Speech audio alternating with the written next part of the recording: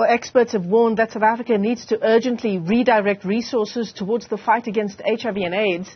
In 2020, the country recorded 230,000 new HIV infections and 83,000 AIDS-related deaths. Scientists also say the Covid-19 pandemic had some negative impact on HIV testing efforts. So to help us unpack this further, we're joined this morning by Dr. Nomathemba Chandiwana, who is a senior researcher at Wits University. Doc, it's great to have you with us on the program. Thanks very much indeed for coming on. I mean, some of the numbers contained in this report from your organization still talks about South Africa being the epicenter of the global HIV epidemic. Yes, indeed we are.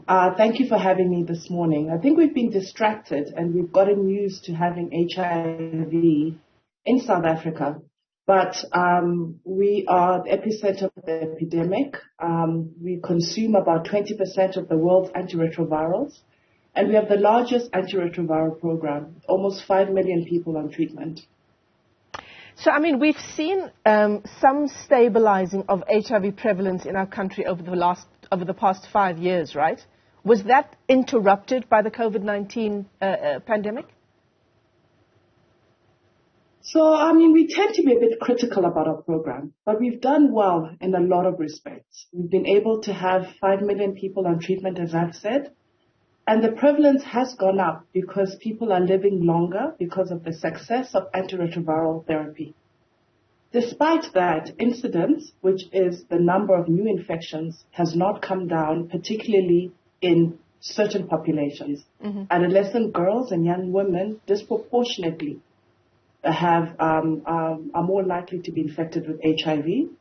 And also key populations, these are populations such as men who have sex with men, sex workers and their clients.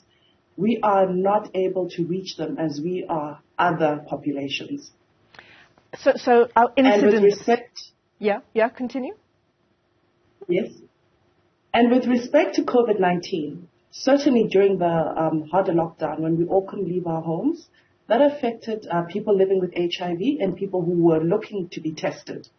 We weren't able to leave our homes. People were afraid to go into healthcare facilities. They were crowded. People were afraid to get infected with COVID-19, and also our healthcare workers were sick.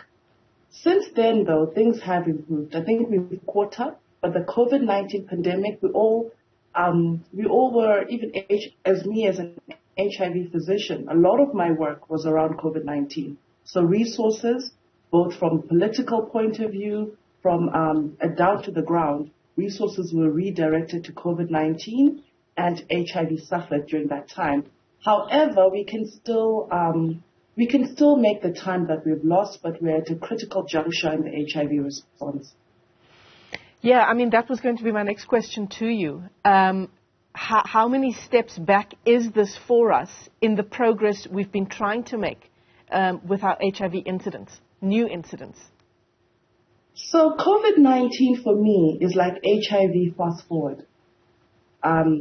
For people in the HIV community, it was discouraging to see how a country can come together over another pandemic. Not saying COVID-19 was not important, but we found everyone coming together to fight the epidemic. And this is exactly what we need to end HIV as a public threat by 2030. We're able to vaccinate so many people. Yes, our vaccination rates are not there. We're able to do mass testing. Those things that we did for COVID-19 is exactly the sort of effort and enthusiasm and pace we need for the HIV pandemic, which affects a lot more people. As you said earlier, 83,000 people died from HIV-related diseases, most of them preventable. But just to give you a comparison, though these are official figures, unofficial figures are higher. About 100,000 South Africans have died from COVID-19. So HIV remains a big and important cause of mortality in South Africa, and we should treat it as such. I mean, we obviously continue to learn lessons from the COVID-19 pandemic, right? How we conducted ourselves insofar as COVID-19 is concerned, but also how we manage the other challenges in the midst of a pandemic. So given that, how would we now do things differently insofar as HIV is concerned, in terms of pandemic management, shall we say? I mean, the COVID-19 pandemic, there's been some criticisms about our response, but I also think we forget the fear that we all had at the beginning with the lockdowns. It was an unknown disease. But we know a lot more about HIV, how it's transmitted and how it's transmitted in South Africa. South Africa is quite different from other countries. If you think of the high levels of poverty, the high levels of gender-based violence, those things, and unemployment, those things are also drivers of the disease. So there are some lessons that we can learn from the COVID-19 response. However, we have everything in our toolbox to end HIV as a public threat. We have everything. We don't need anything more. A vaccine would be helpful, but with the tools that we have now, we have enough for us to reduce the incidence and deaths related to HIV. However, we need to use that toolbox more. And the three things that I just would like to highlight is that while we've been good at testing and treating and keeping people on treatment, people that were able to reach, there are a lot of people were unable to reach. So these are key and priority populations. So key populations that I mentioned before, but also other populations such as men. Men are not doing so well across the treatment cascade. We are not finding them, though men are everywhere. That means we are not finding them where they should be found. They're more likely to die than women, who, though we have more women who are infected with HIV. So we need to do more. Another thing is that children are also being left behind. The vertical transmission, which is children getting HIV through their mother, through pregnancy, or through the breastfeeding period.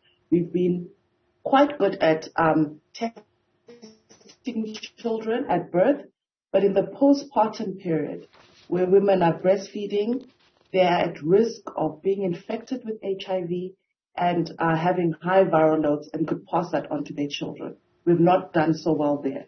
So there are still gaps, key gaps, and we need to close those gaps quite quickly for us to be able to change the tide of the HIV epidemic. And we need to urgently redirect resources to the fight against HIV and AIDS once again. Dr. Nomathemba Chandiwana.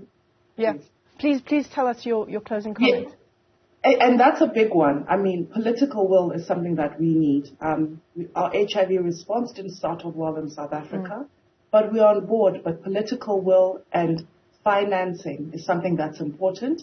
I know that our government is going to the World Bank as our funding has dwindled during this time. Where we need to ramp up, money is now becoming less available. So that's one important point, that we can't treat our way out of this epidemic. It's not one way. So apart from treatment, we've got things to prevent HIV, and prevention is at the fore, something called pre-exposure prophylaxis, which is a tablet that's freely available at any clinic, any government clinic, but we've not been able to get people on PrEP, which is pre-exposure prophylaxis. So we've got a lot of things in our toolbox, but we need to be committed, not only as researchers and doctors, but also people in the civil society, politicians, and we've got our national strategic plan that is coming up soon. That is going to be a guiding document for us as well as South Africans. Dr. Nomathemba Chandiwana, let me thank you for your time this morning. Incredibly important discussion, this new challenges emerging from COVID-19 insofar as the fight against HIV and AIDS is concerned. She is the Izincha Senior Research Clinician.